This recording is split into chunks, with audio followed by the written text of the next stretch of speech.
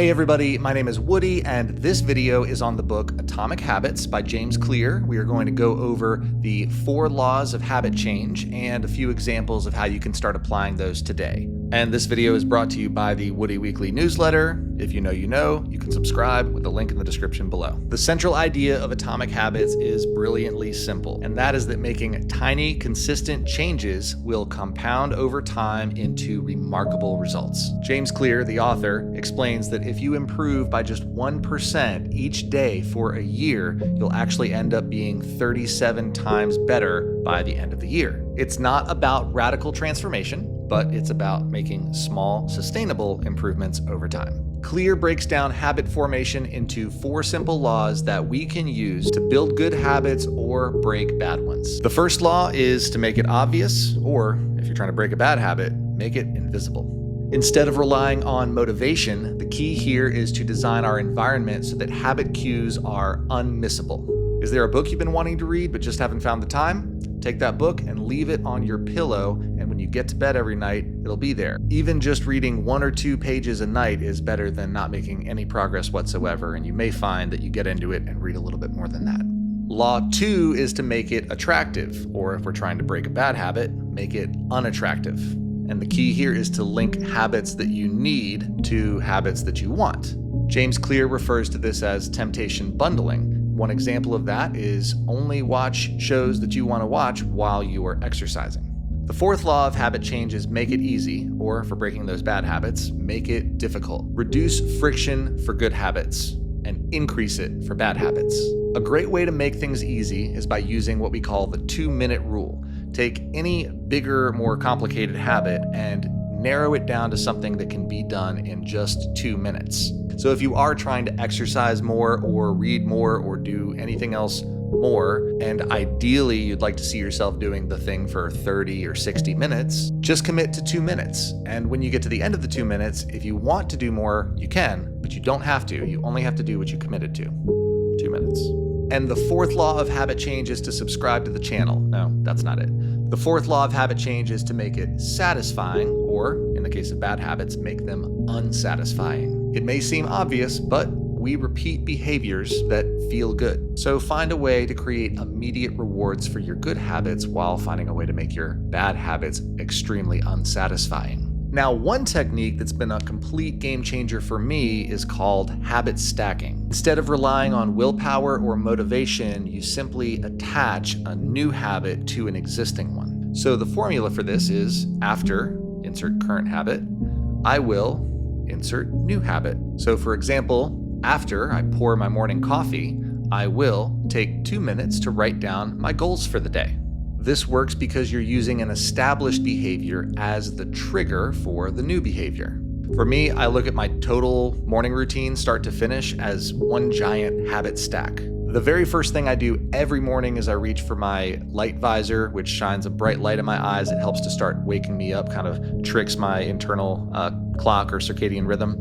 And then the next thing that I do is I make a protein shake so that I'm going to be nice and full for a long period of time, make sure I get a high amount of protein in first thing in the morning, as well as hydrate by drinking a lot of water with that. And the protein shake stuff is right next to the vitamins, so then I don't forget to take my vitamins, and so on and so forth with the habit stack. So if I ever want to incorporate something new into my morning routine or remove something that isn't working, I just take a look at my existing habit stack for that morning routine, find the best, most logical place to insert the new thing, and boom, it's just a part of the routine. Now, I might need to make it very obvious at first by leaving a note for myself or leaving the thing out where I'll see it, but after time that will become a habit and I won't have to make it as obvious because I'll just know that that's the next thing I do in the habit stack.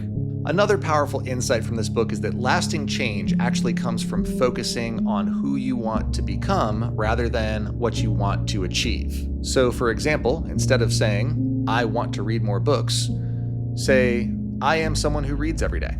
When you change your identity, it's much easier for those behaviors to naturally follow. Every time you complete a habit, you are casting a vote for the type of person that you want to be. Those votes build up over time to actually shape your self-image.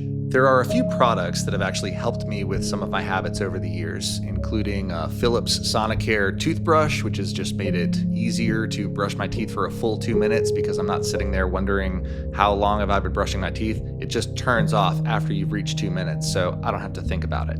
And using a particular kind of Arm & Hammer toothpaste, I've found leaves my mouth feeling much cleaner than other toothpastes used to in the past. So that makes the whole experience of brushing your teeth for the full 2 minutes even more satisfying. To drink more water overall, we set up a 6-gallon Zen water filter right next to the sink. So it's very easy and very obvious to get great tasting and healthier filtered water. And I pretty much carry a big water mug with me everywhere I go, which makes it super easy to remember to drink a lot of water. It's also always cold, which makes it satisfying.